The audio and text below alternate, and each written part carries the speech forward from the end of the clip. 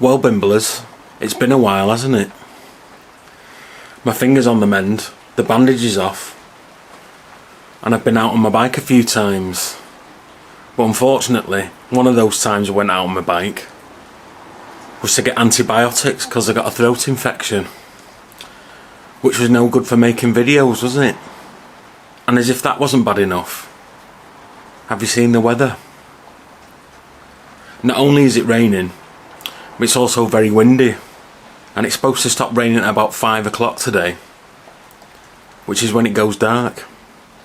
And if that wasn't bad enough, if I plan to go anywhere else, I can't get there because there's rail strikes. So I'm afraid there'll be no Bimble this week. I can only apologise on behalf of Mother Nature. But I'm on the case. The finger's better. We'll be back on the bike. I would have done some work on Compo, but you know, money's a bit tight after Christmas, so I couldn't afford any new parts for him.